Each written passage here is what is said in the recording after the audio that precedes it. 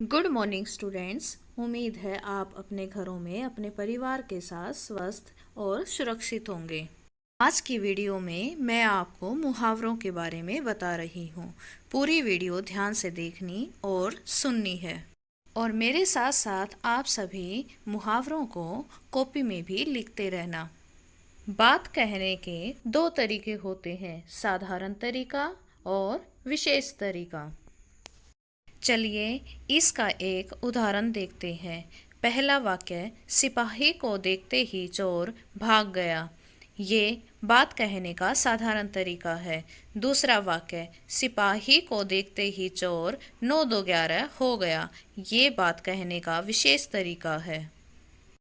तो यहाँ पर इन वाक्यों में आपने देखा कि दूसरा वाक्य पहले वाक्य की तुलना में ज़्यादा सुंदर और प्रभावशाली है। इस प्रकार हम कह सकते हैं कि मुहावरों के प्रयोग से भाषा सुंदर, प्रभावशाली और सजीव हो उठती है।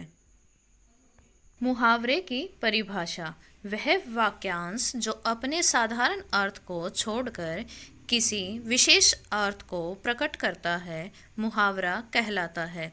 जैसे सिपाही को देखते ही चोर 9-2-11 हो गया।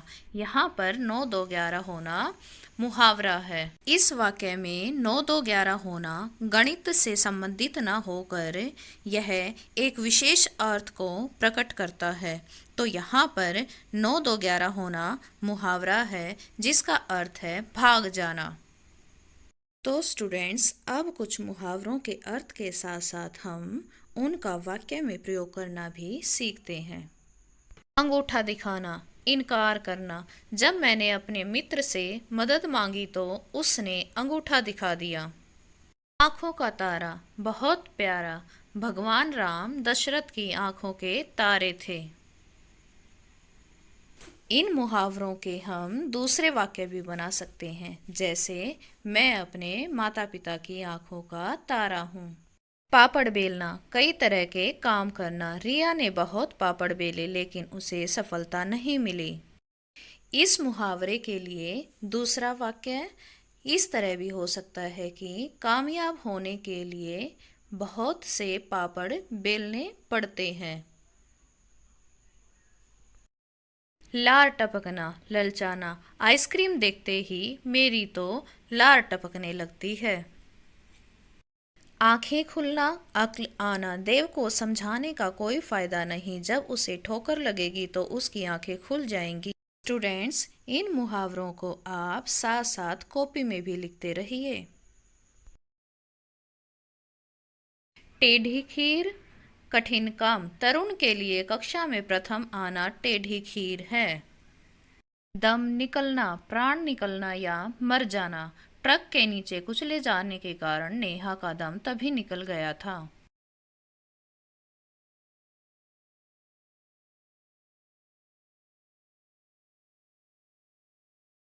अगला मुहावरा है हक्का बक्का रहना। इसका अर्थ है चौंक जाना। श्याम अपने अध्यापक को अपने घर आया देखकर हक्का बक्का रह गया।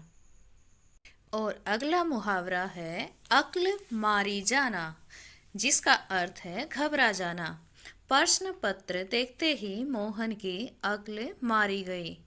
ये तो अक्सर कई बच्चों के साथ होता है ना। अगला मुहावरा है जले पर नमक छिड़कना। इसका अर्थ है दुखी को और दुखी करना।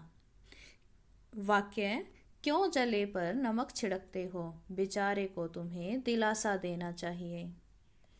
स्टूडेंट्स, आप साथ साथ में सभी मुहावरों को कॉपी में लिखते भी रहना।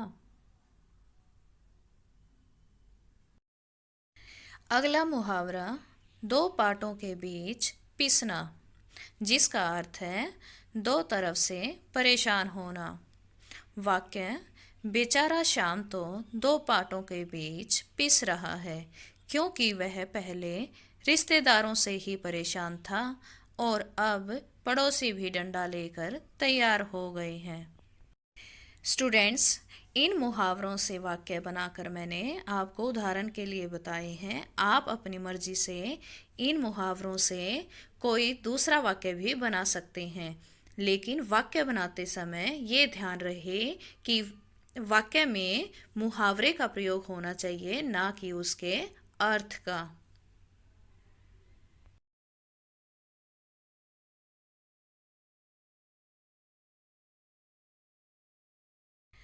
तो स्टूडेंट्स, एक बार फिर मैं मुहावरे की परिभाषा के बारे में आपको बता देती हूँ।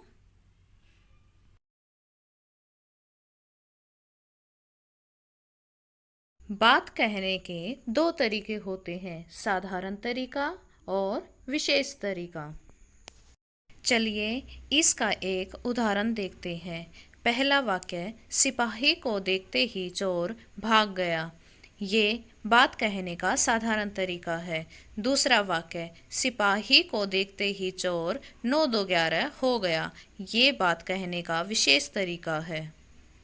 मुहावरे की परिभाषा, वह वाक्यांश जो अपने साधारण अर्थ को छोड़कर किसी विशेष अर्थ को प्रकट करता है, मुहावरा कहलाता है।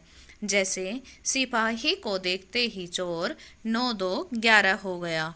यहाँ पर 9-2-11 होना मुहावरा है। इस वाक्य में 9-2-11 होना गणित से संबंधित न होकर यह एक विशेष अर्थ को प्रकट करता है। तो यहाँ पर 9-2-11 होना मुहावरा है, जिसका अर्थ है भाग जाना। तो बच्चों, आज हमने मुहावरे की परिभाषा के साथ साथ उनका अर्थ और उनको वाक्य में प्रयोग करना भी सीखा। उम्मीद करती हूँ आपको मुहावरे अच्छे से समझ में आ गए होंगे। आज के लिए इतना ही। फिर मिलते हैं एक नई वीडियो में नए टॉपिक के साथ। Till then, stay home, stay safe.